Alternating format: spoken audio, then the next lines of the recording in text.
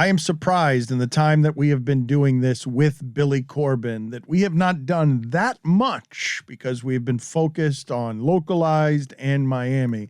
We have not done that much on Marco Rubio, and we haven't done that much outside of Miami, the greater leadership breach that we have in Florida on DeSantis. I have not gotten Billy's macro thoughts on some of the things going on with a Florida governor that almost very closely didn't become Florida governor, and we probably would have been better off with the guy caught with an escort and meth in a hotel room by a good deal. This is maximum Florida, it's maximum Miami, and what you end up happening is Ron DeSantis, a guy that wasn't very well known, was not very famous, has taken the lane of I'm going to be the most right possible in the country. I'm going to be the most Trump running mate possible that there is in the country. So let's talk a little bit, Billy, and thank you for joining us. Oh no, he's not gunning for Trump's running mate. He's gunning for Trump's job. Let's make it perfectly clear. He is not looking for Trump DeSantis 24. He's looking for DeSantis Pence 24, or perhaps DeSantis JFK Jr. 24 is what he's looking to accomplish. Let's make that perfectly clear.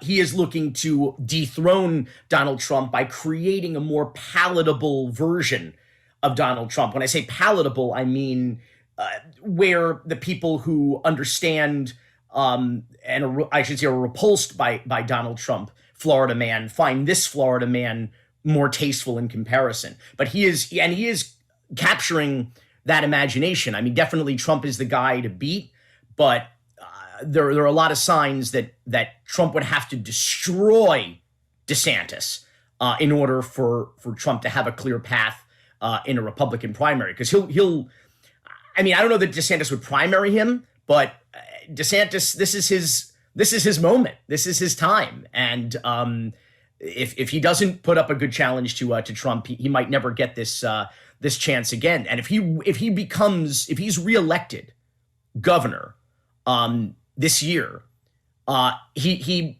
may very well be able to beat Trump. And why this week should we be paying attention to the latest list of things that he has done, including he's coming after the woke. Yeah, that was an early Christmas present from DeSantis to all the racists, not only in the state of Florida. That's the other thing too, is someone made a very important observation. A lot of what DeSantis does makes no sense for the people of Florida. Does nothing to benefit us. In fact, it's actively harming the people of Florida. But if you look at it as he's doing all these things for the Iowa caucus, then it makes perfect sense. It's all performative in Florida for a Republican base and a Republican primary. But screw Florida. Meanwhile, Florida bought him a new private jet for $15 million. It costs us $3 million a year to run it. And he goes all over the state doing not the acts of a governor and a leader of a state, but the acts of a candidate in these campaign type. I mean, look at the Stop Woke Act. Stop Woke. Okay, can we just Stop Woke Act? It stands for Stop the Wrongs to Our Kids and Employees Act.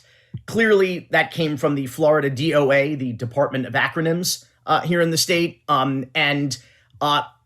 He basically, what it does is, even though the Republican Board of Education in the state of Florida has banned critical race theory, which, by the way, was not being taught in any public schools in Florida, but they banned it from being taught in any public schools in Florida. Again, these performative kinds of acts. He now wants to, modeled after the Texas anti-abortion law, wants parents and employees to be able to sue schools or their jobs, their private businesses, in the event that they are forced to comply with some policies with respect to equity. And that was a key word, by the way. It's not just critical race theory, because most Republicans don't know what that is and just heard about it maybe last year. What it is it's about anti-awareness, because that's what woke, let's talk about what woke means. Woke is awareness. Woke is education. Woke is information. Woke is history. That's all it is. And remember the Trump doctrine. He said it the quiet part out loud. I love the poorly educated. And that's what we're talking about here. Low information voters, gullible people, more susceptible to demagoguery, to propaganda. They love they're not even racist dog whistles anymore. They're now just foghorns. And they love them. They love the racism. They love the anti-Semitism. They eat it up because low information voters or poorly educated people tend to be more ignorant. They tend to be more hateful. They tend to be more racist. And so all of the demagoguery and the propaganda and the fear about your problems in America are the result of people of color, brown people, black people, Asian people, immigrants. That they love that kind of shit. And so DeSantis, one of his earliest campaign ads was him with his baby, okay, narrated by his wife, with his baby, reading his baby Trump's Art of the Deal book and building a wall out of toys or Legos or something like Trump. So all racism and demagoguery and fear of immigrants, all the things that actually are part of the history of this country, they want to fundamentally reject. That's the thing. It's not a rejection of CRT, which incidentally is all critical race theories in modern day. The anti-critical race theory movement all stems out of an anti-Semitic conspiracy theory born out of Berlin in the 1930s. So all of it is not even thinly veiled. It's not veiled anymore. Like I said, it's not a dog whistle. It's a foghorn of anti-Semitism and racism. And to add insult to injury, when DeSantis announced this Stop Woke Act that he wants to put before the legislature next year, he invoked the words of Dr. Martin Luther King Jr. in saying, you think about what MLK stood for, he said that he didn't want people judged on the color of their skin, but on the content of their character. Quote, you listen to some of these people nowadays, they don't talk about that, end quote. Well, let me tell you who did talk about that.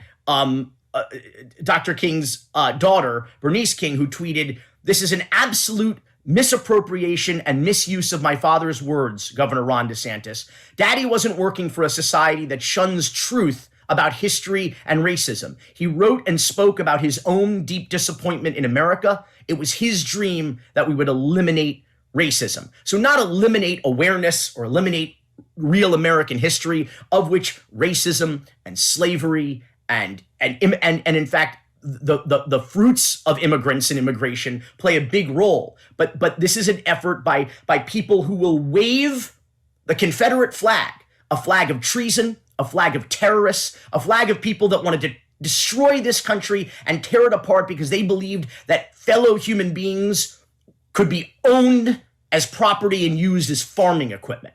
Okay, so this is the type of ignorance and racism that we're dealing with here. And DeSantis is feeding that red meat to a low information base. I know they don't like to be called low information. Then they should probably open a book.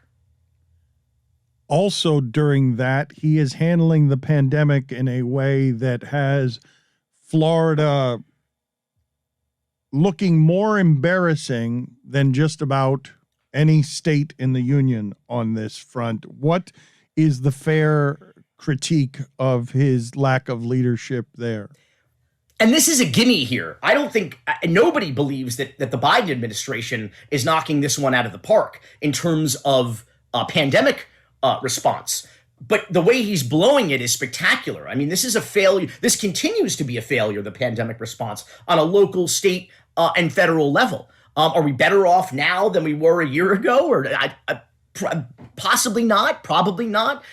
This variant, Omicron, seems fortunately less deadly than previous variants, but there will be future variants to come that we have no idea how devastating they could be, not to mention long COVID, for which we just don't have the data yet on. But yesterday, but this week, Ron DeSantis, after disappearing for 2 weeks, during which his spokeswoman, the Baghdad Bob of Florida, Christina Pasha, said first he was on vacation, then said he was at the office, but had a limited schedule with only meetings with internal advisors, and then said he was at his wife's cancer treatments. I don't believe it. I don't like these whole what they call the blue anon theories about, like multiple Melanias, like is that Melania has more body doubles than Saddam Hussein, or like this whole idea that like, I don't know, DeSantis had COVID or whatever. Like if he's on vacation, I don't really care. We have more important things to worry about. What are you prattling on about? What are you accusing him of? Over 2 weeks, he was absent. Whatever his reason, for 2 weeks there was a need for public leadership, and he was not speaking. While COVID cases were absolutely exploding off the charts in record numbers, he disappeared. There's no question about that. But this idea about like the various conspiracy theories about where he is or what was going on, like I just wish his people would be more forthcoming. People who are paid by the public to inform the public, I wish they would be more responsible, and I wish they would be more truthful. And I wish this, oh God, we talked about his new Surgeon General, who is a total quack, anti-vaxxer, anti-masker, conspiracy theorist kook, who had a press conference in 2020 on the steps of the Supreme Court with the demon Semen lady, talking about singing the praises of hydroxychloroquine and ivermectin, all this shit that does not work. Okay, in the meantime, the state of Florida bought nearly 1 million doses of hydroxychloroquine that sat unused because no hospital would use it because it was total junk science. This guy's now the Surgeon General of Florida, stood in front of a podium with a sign that read something like, what is it? Early treatment. What is it? What did the sign say? Go ahead. Early treatment saves lives. Okay. And then he said, what we need to do is unwind the testing psychology the federal government has gotten us into.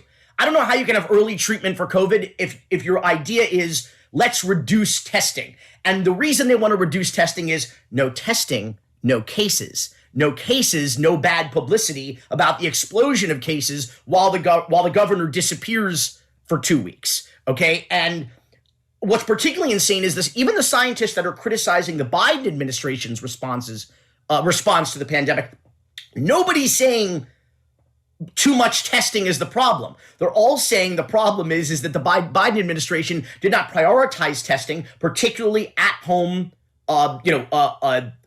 rapid tests, so that people can know if they are infected, don't have to be online for hours at a time, because Governor DeSantis shut down all of the state testing sites while we have nearly 1 million tests that have expired or about to expire, that the state of Florida purchased with taxpayer dollars and stockpiled while none of us could find home tests at the drugstores, and while people are lined up at Tropical Park and various other sites that are all operated, by the way, locally and by county governments, not by the state, because DeSantis shut down all the testing sites. But meanwhile, they're trying to say that we shouldn't be testing. What the scientists are saying is we should be testing more, okay, and we should have more mask mandates, particularly N95s and respirator style masks, not the other nonsense kind of masks. So DeSantis is totally compounding the chaos and the debacle and the tragedy of this response. I want to get to Alberto Carvalho in a second with you as it regards some of this masking and the mandates. But I don't think, for the uninitiated, even though I know what you're talking about, that you can say the demon Semen lady as casually as you did and not provide an elaboration. Because, yes, she was talking about demon semen, but just tell the people while standing next to the quack, yes, just the people who do not know. Because this was a legendary press conference, was it not, Billy? Like, even in the history of South Florida, that clacking you hear is Billy occasionally just needing to look things up because he's doing this by Zoom because he doesn't want to get the virus while he's here. But just tell the people about the demon semen lady. Well, the press conference, the video of the press conference went viral in no small part because at the time President Trump retweeted it. And then it was immediately taken down by Google, YouTube, Facebook, Twitter. Everybody banned it for misinformation. When Facebook bans something for misinformation, you know it's got to be bad. And it was so harmful, the lies and the medical misinformation being told by people in lab coats on the steps of the Supreme Court. I don't know why they were on the steps of the Supreme Court. I mean, it was just like a dramatic, I suppose, backdrop. But Stella Emanuel is a woman who, she is apparently a doctor, but she's known as Dr. Demon Semen because she believes that women's problems, gynecological problems, are caused by women in their dreams having sex with witches and demons. And so effectively their uteruses, their pelvises need to be exorcised of those nightmare-fueled demon semen in order to help them with their gynecological issues. She believes that alien DNA is being used in medicines, in common medications that we use, that scientists are putting the alien DNA because the government is controlled by aliens, particularly reptile-like, I guess from, like, if anybody remembers the old V show, but like that, there is reptilians and other aliens that are not humans that are running the government. And by the way, those gynecological problems are like cysts and endometriosis, again, caused by sex in their dreams with demons and witches. She had one more. Oh yeah, the scientists are developing vaccines to end religion. I don't know exactly what that means. Well, Billy, but that is another one of her stop there for a second, because the last 90 seconds of what you've done, like what you've just said, is amazing for a number of different reasons. But Tony and Chris are howling with laughter in the back room, and I don't think it's because of anything you're saying. His ability to give hot takes and type at the same time and read it at the same time, it's incredible. Okay, no, his mind is a sprawling thing, yes, and it's got a lot of stuff in it. And when he's not, he also really appreciates accuracy, and so he wants to look things up as they're happening. But mid-sentence, it's just impressive. The key is to get it right, and all the information is in fact in my brain. I just want to make sure that it's, my mouth works faster than my brain does, but actually I can type faster than even my mouth. So it kind of, this is the machine. This is how this is how the machine works. It belches out information, and it needs information every once in a while. It needs some guardrails. So Alberto Calvallo, It's how I bowl. Alberto Carvalho, yeah, is leaving. He is Wait a resigned. minute, just stop there, Roy. What are you laughing about? Just stop there for a second. You completely butchered his name. It's bad. Alberto. I want to see how he says the cryptocurrency's name is what I want to hear. It just sounds like it should be Carvalho. Yeah. I don't know what his actual name is, but I don't think it's Carvalho. I don't. There's an H. There's an H between the L and the O. Oh, well, then it could be Carvalho. Yeah. What is it though? I think it's Carvalho. Okay. So I don't know why you guys were laughing at me, making congratulations, me feel great Dan. shame for something there. Go ahead, Billy. You did. Although I'll admit, you did sound like a gringo pronouncing a Hispanic surname when you said it threw me. The only way it sounds like that is if there is an H, though. It might be Carvalho. I don't know, but it's not two L's. It's not the rolling of the L's. I'm pronouncing it the way that it's spelled. Yeah, it's an L. It's an LHO.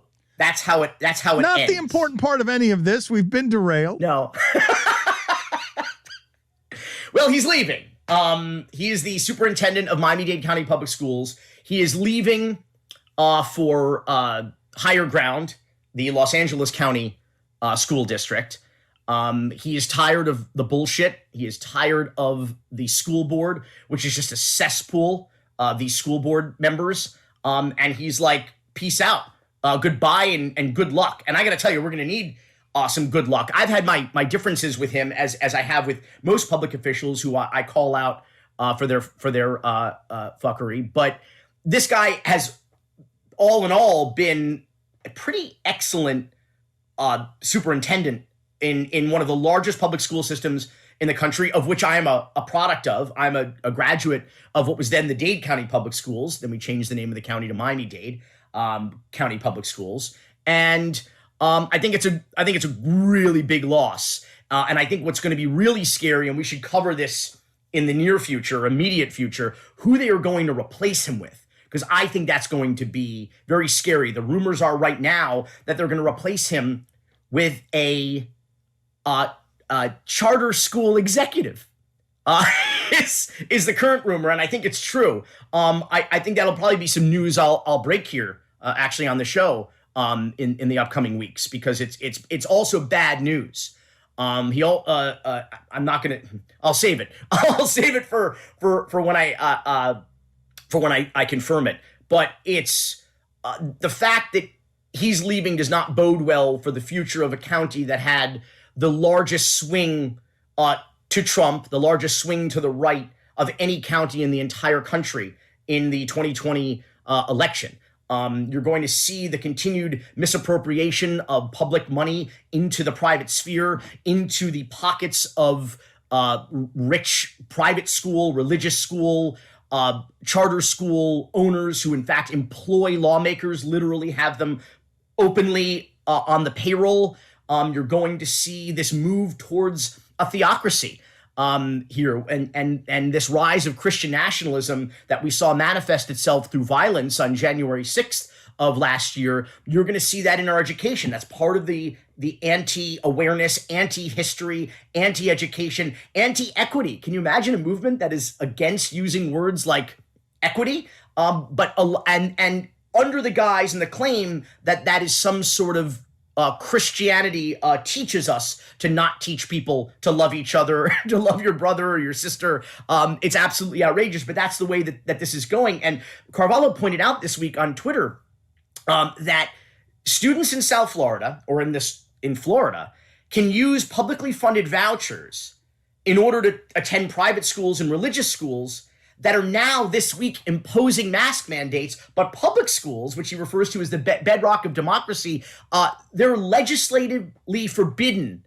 from mask mandates, because we had a special legislative session not to deal with the broken $100 million unemployment system, not to deal with COVID testing or any of the crisis during the pandemic. We had two special legislative sessions, one for sports betting and one to stop local school systems and local governments from being able to properly regulate this pandemic and protect their citizens and their children. So now in the Dade County Public School System, there's a mask mandate for adults and employees and contractors and visitors to the school, but all they can do is recommend masks for students because the government of the state of Florida banned them from protecting their students. Yet the Archdiocese of Florida just this week said everybody in Catholic schools, everybody's wearing a mask. That's the way it's going to be. And to think that the Catholic Church is taking better care of children than the government of Florida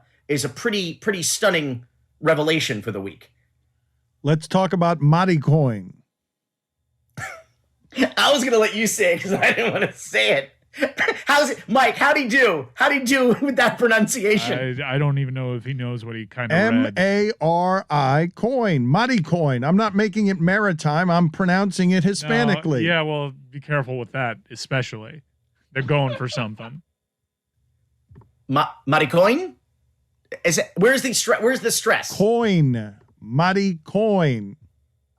Oh, I don't even know what to say. So this is the world's first LGBTQ plus cryptocurrency that deliberately co-opted a derogatory Spanish term, a Hispanic slur against homosexuals. Yes, deliberately co-opted that in an effort to, through this cryptocurrency, harness the significant economic force and buying power of the LGBTQ plus community. And of course, the second I saw this, and I want to read the quote directly. I'm reading this article about it, and of course, buried like halfway through the page, I found what I was looking for. Madicoin is backed by Miami-based venture capital firm Borderless Capital, because I knew there had to be a Because Miami connection to not only, I don't know if you know this, we're a tech hub now, Dan, and a cryptocurrency capital of, I don't know if you are aware of that. I'm breaking this news right now on Tech the Hub, podcast, bro. but Tech Hub, bro. Tech Hub, bro. So, but I knew there had to be a Miami connection with the name. It's actually out of Madrid, Spain, is where it's out of, and unlike the Miami coin shitcoin hustle that Mayor Ponzi Postalita Francis Suarez has been promoting, they're actually starting this cryptocurrency with stores that are LGBTQ plus owned and supported. So the currency will actually be a currency that will be accepted by events and retailers, so that people can actually use it. Which is pretty cool. But the name is uniquely, I thought, Miami. Well, what is happening there, though? Because that is an unacceptable name. They've chosen to get the publicity of a slur while not using a slur against gays, while making a currency that profits for and around the gay community. So, like that one, how does that idea come together? Because in the marketing meeting, they get together and are like, "Look, I think we can play on this line a little bit, and I believe we can get a lot of attention and publicity from playing with this slur." I don't know. I get the sense that, first of all, they seem to be the people the founders of it, the developers of it, seem to be themselves members of this community. And I get the sense that it was like, I don't know, it was the idea of kind of hip hop music co-opting the N-word, kind of taking back control of a derogatory term and making it, I don't say a term of affection, but just kind of taking control of what was used as a verbal weapon. That's the sense that I glean from the comments from the founders and the press release. You mentioned Francis Suarez. He was named the president of all the mayors or something. There was a lofty ceremony somewhere, right? He's the president of the mayors. He's the president of the mayors. Yes, he graduated to like being the most mayor of the mayors. What is the distinction that he just got recently that was trumpeted? He is the El Presidente supermarket of the mayors is what he is. He's the head of what the U.S. mayors. It's like a lobbying group that elected him. I don't know what that election is like, but elected him to be their leader. And so it's like a lobbying organization. It should give him some clout, possibly in D.C., which is really what he's looking for. But hey, listen, this is the long con from Francis Suarez. Like, you can't, all we can do is tell the truth about him, but people are buying the con. It's a good con. Con is short for confidence, and he for some reason, this Belen bro, I'm sorry, he was kicked out of Belen, but he gains the confidence of people, and they see him as some kind of a leader. I think most people down here, most locals, know better, but it's a grand illusion. And a lot of lobbying and a lot of the job of a lot of mayors, including the mayor of the city of Miami by charter, is basically that. It is an illusion. It's a lot of smoke and mirrors. It's a lot of realty. It's a lot of tourism and self-promotion. And so in that regard, he's doing a very good job, not necessarily of promoting the city, but certainly promoting himself. I really am appreciative to Billy that he spends this time with us here locally, informing the community. He's a historian, he's activist, and what he is doing is important. And we play around with some of the things here, and we're having a little fun here. We're just having fun. We like to have fun. We like to have fun. I want to get to this list of the worst people in Miami, but I want to keep the audience here eating some vegetables before we get to the list of the worst people in Miami. How long is the list of the worst people in Miami? Because I've got some topics I need to cover with you that range from AOC in Florida to butt plugs, but I want to get to the list of Miami terrible people. How long's the list? Well, it's the Dirty Dozen. Miami New Times does it every year. I think what's most interesting about it is where the overlap is with our list from last year. There's actually a lot of overlap. We were when we did our top 10. You did top 10. Yeah. You did your top 10. We'll get to the top 12 of the New Times in a second. But tell me about what happened with AOC in Florida. I don't understand this obsession with Alexandria Ocasio-Cortez, particularly by Republicans. I mean, she's only one of 435 members of the House.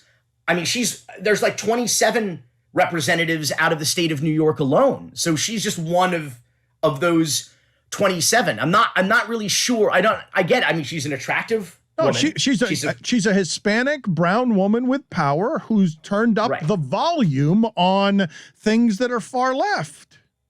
But she also really embodies what the Republicans used to claim their brand was, which is the American dream. Here's a woman from, relatively modest, humble beginnings who worked as a bartender, in the service industry, and is now a congresswoman. I mean, what an extraordinary arc and story and achievement, and very much embodies the spirit of the United States. Like, I don't really understand. You could disagree with her politics, but why the obsession with people vacation in Miami? Is that a shocking development that people vacation down here? It's not a shocking development that people sit outside without wearing their masks. I mean, that's been a policy since restaurants reopened in 2020.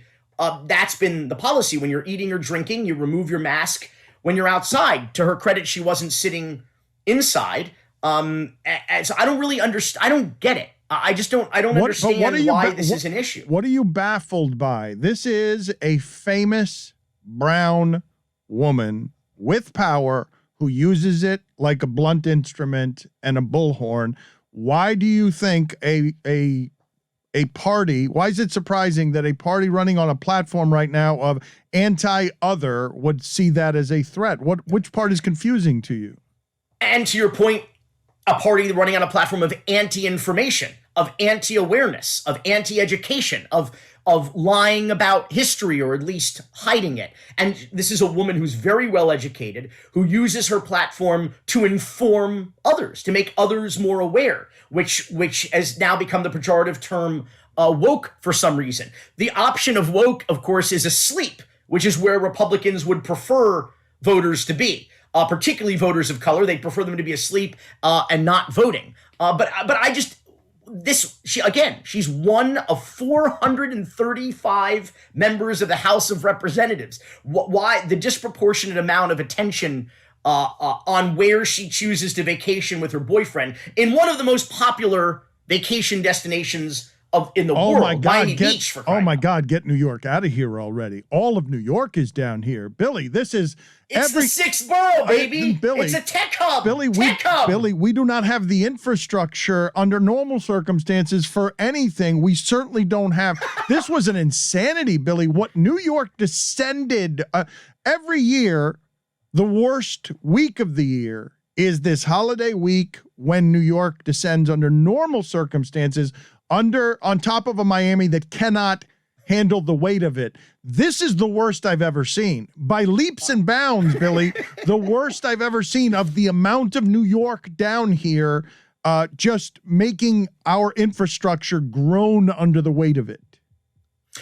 Art Basel. So I used to, when I was younger, during Art Basel week and weekend, I would go to New York because every douchebag in New York was down with every douchebag in Miami and Miami Beach. So New York was kind of chill and cool and empty. And I would hang out with my friends up there in higher ground. And because Miami Beach was just unbearable, and our office is in Miami Beach. I mean, we shutter the windows and we shutter our office Art Basel week the way most businesses do during Memorial Day weekend. That's how we treat. Billy, treat Art Basel. This is the worst I have ever seen down here for the holidays, and it's because the world is totally upside down. And I don't think, and I want to get to some other things with you here, I don't think the people listening to this understand. You've articulated some of it over these recent weeks, how poor and small our infrastructure is. And we keep growing, Billy, without improving the infrastructure. Now New York and San Francisco are spending here, so they're making the real estate go crazy, and our real estate stinks. Like it. This is the free state of Florida, and if you don't like it, Dan LeBatard, you get the hell out of here, all right? The free state of Florida. We are open for business, baby. We are open for business. That's the other thing, too. It's like she went to see a drag show on Ocean Drive. She went to a sushi restaurant on Lincoln Road. Like, isn't that exactly what we want people here to do? Well, not us, but maybe everybody else in this town. No, we are sinking. Make no mistake about it. We are sinking. We don't have enough fresh water. We don't have electricity beyond what FP&L allows us to have. We don't harness the power of the sun for our electricity. We are breaching our aquifer with new construction on the bay. We are running out of everything. We are in a peninsula. We not only have finite amount of space, we are already breaching the Everglades. The county commission keeps saying we're going to stretch the urban boundary development line or urban development boundary right into one of the most extraordinary, rare, endangered natural resources on the entire earth. And the growth is unsustainable. And that, unfortunately, growth is our only indigenous industry. The sunshine is all we have to sell. We don't have companies down here where we all go to work for 30, 40 years, get a pension, a gold watch, and a retirement party. That doesn't happen in Miami. We have hustles, not industry. We have realty, not reality. So that's why Francis Suarez is so popular. He's the biggest realtor in town, but it's unsustainable. The luxury development at the expense of affordable housing, the fact that 54% of Miami-Dade County residents cannot afford to live in Miami-Dade County, and all of those people are employed. They have at least one, if not two, if not three jobs. I mean, it's a frightening prospect, and buildings are collapsing in the middle of the night while people sleep. None of this is good. None of this is sustainable. And so, I mean, but now what? You can't stop people from coming here. But let me make no mistake. It is everybody who's naysaying New York and naysaying San Francisco and saying, oh, well, they have third world income inequality. They have crime. They have corrupt government. They have every issue that they claim that they have there. We have it here, plus myriad existential crises on top of that. The only thing that they're right about is we don't have a state income tax. So if you're looking for a tax shelter, you're looking to have a homestead exemption that doesn't allow people to take your house in bankruptcy. That's why OJ moved here. That's why Enron executives moved here. It's great if you're a rich person buying a third or fourth or fifth home and you want a tax shelter and a fun place to party. But all of that is just turning us into quote unquote San Francisco faster. And with all of those problems, plus our existential crises, plus our lack of infrastructure, plus the pollution, plus the corruption, and the reality is that it's benefiting no locals. It's making the real estate market go completely out of control, and it doesn't. And there's no jobs. I don't care how many companies open an office here, okay, or quote unquote relocate their headquarters here, which nobody's actually doing. There's no jobs for locals.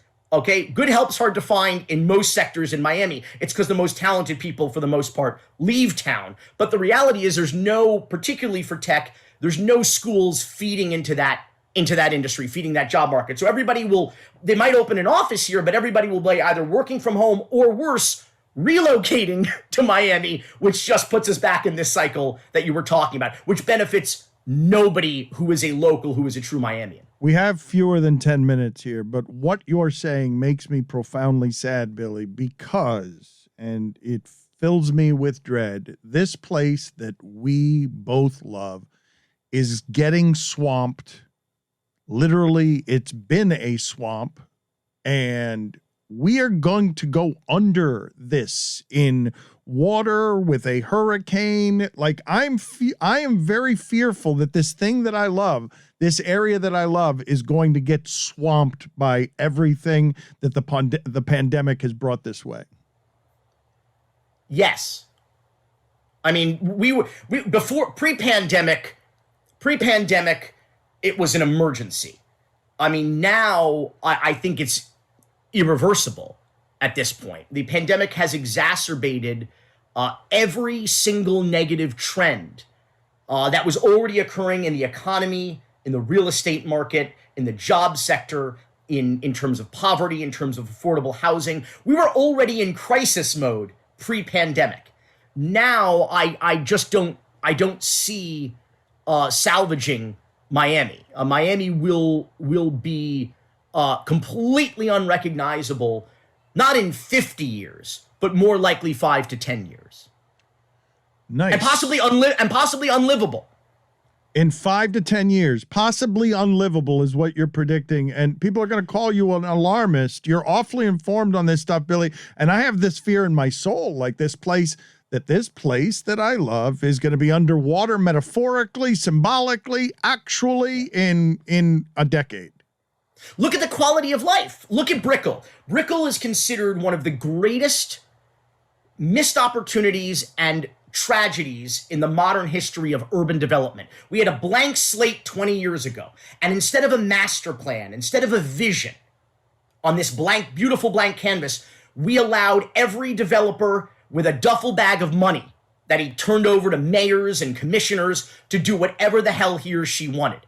And look at Brickell. There's no quality of life. There's no schools. There's no parks. There's no place to bike ride. There's no place to walk. We have cars driving on sidewalks, hitting people with cars. It's just an absolute, utter, unlivable free-for-all. You think that's going to get better in the next 5 or 10 years? No, it's going to get worse. It's going to go from terrible to worse, which to me, terrible to worse is what? It's unlivable.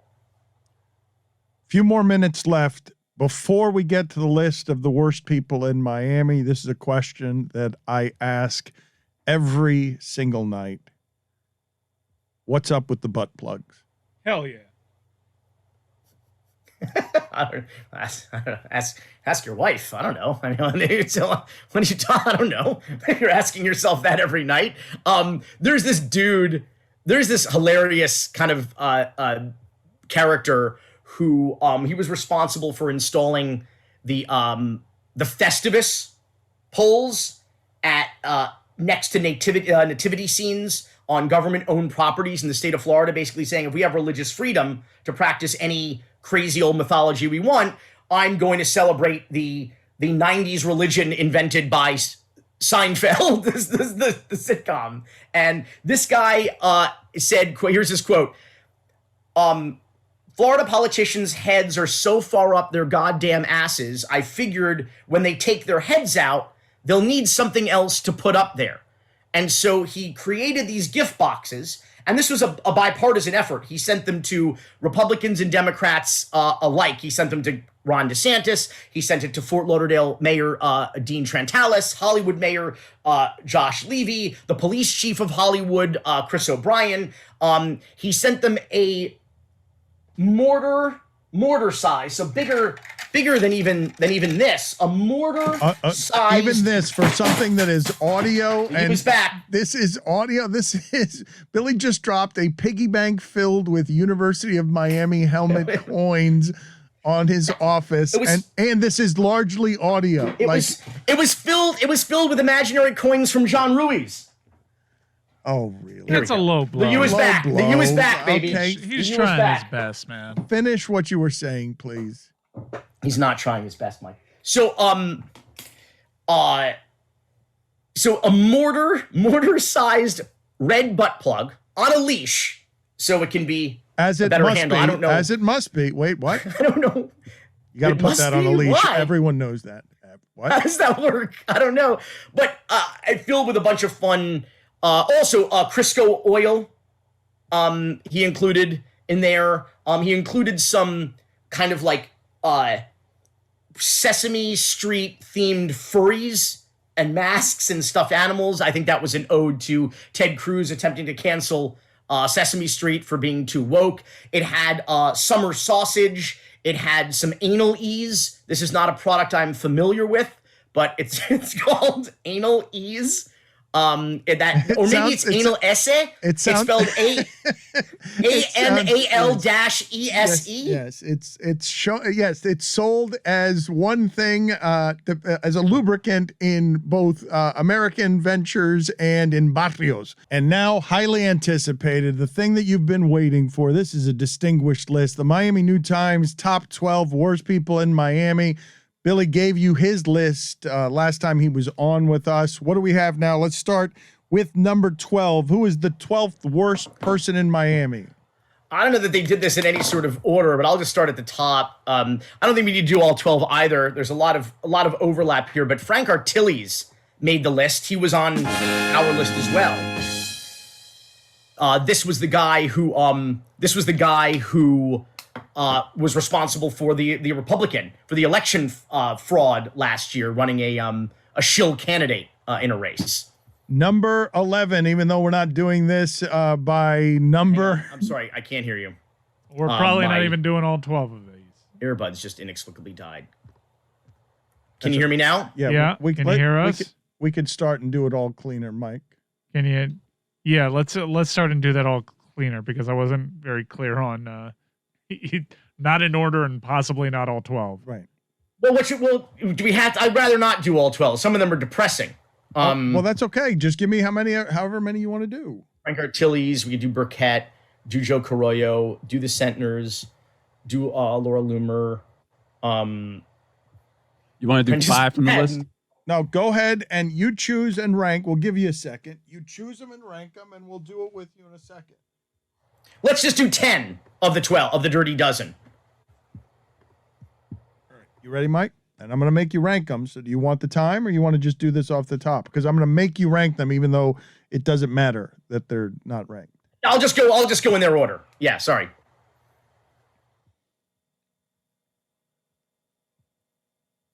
The Miami New Times is copycatting what Billy Corbern did with us the last time he was around here. He had his list of 10 worst people in Miami, and now the Miami New Times has its list of 12 people. We're going to take 10 of them, and we're going to give them to you right now. There are some duplicates. Billy, who is the 10th worst person in Miami according to the Miami New Times? To be fair, they do a Dirty Dozen every year, so I may have been aping them, but they included, as did we, Frank Artilles. He was the Republican fraudster arrested for the election scheme involving a shill candidate here down in Miami, proving, of course, that there was election fraud last year entirely committed by Republicans.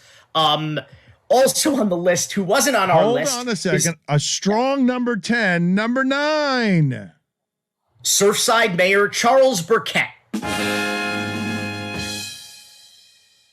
Not only was he on the job during the horrific tragedy at the Champlain Tower South, but he also, as it turns out, is a slumlord himself, an owner of deteriorating buildings that have been violating code in Miami Beach for years, unsafe structures, elevators that don't work, and he finally forced all of his residents out with very little notice in order to finally do the work that has needed to be done because he got called out on it. And to boot, this is a guy who wanted to investigate the claim, he said it in a tweet, that the death of John McAfee of suicide in a Spanish prison was somehow connected to the collapse because McAfee had hard drives in an old apartment that he owned there or restored there. Just absolutely crazy shit. So he made the list. Number 8.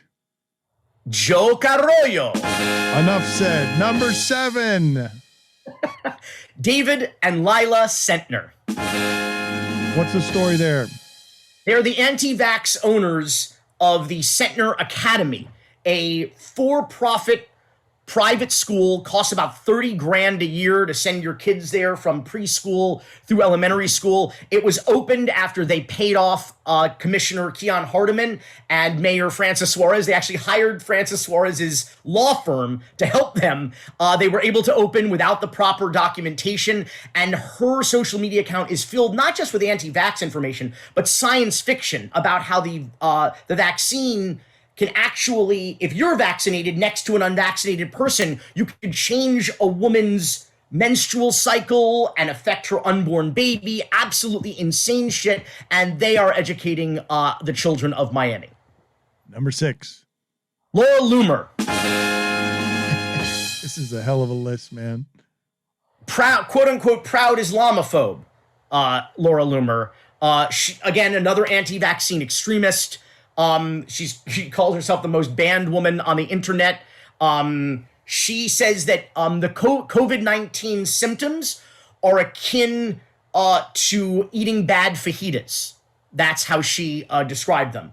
And she She's a big poster on Trump's the pro-Trump social network Getter, and she likes to run for office. So I've no doubt that we will see it, if not a representative Laura Loomer from the great state of Florida, at least a state senator or state representative Laura Loomer sometime soon. Excellent. We haven't even gotten to the top 5 yet. Number 5. Prentice Madden.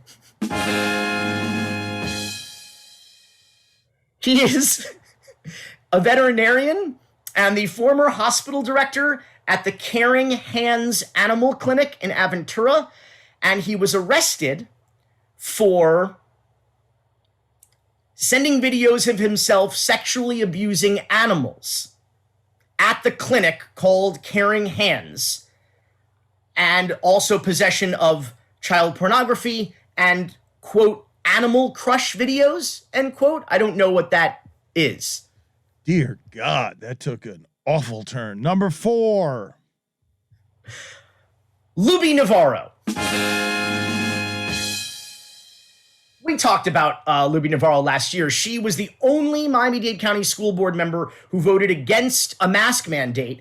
She also has a fake doctor title that she puts in front of her name. It was a ceremonial or symbolic degree that she got by an unaccredited Catholic university, quote unquote, located in a downtown Miami office building. And of course, she works as the government liaison and lobbyist for a hospital in Broward, because Miami. Number 3. Number 3, Javier Ortiz. The Miami police captain that we've covered extensively on the podcast. He is currently, has he been suspended? Has he been fired? I never know. He's constantly on paid vacations for abusing the people of Miami-Dade, or the city of Miami. Worst cop in Miami. Number 2. Francis Suarez. Number 1. Enrique Tarrio. Give it to us. Can you imagine? Can you imagine? It literally took a Nazi to rank over Francis Suarez as the worst person in Miami in 2021. That's what it took to push over the top over Mayor Ponzi Postalita, the con man and imaginary coin salesman. Good talking to you, Billy. Talk to you again next week.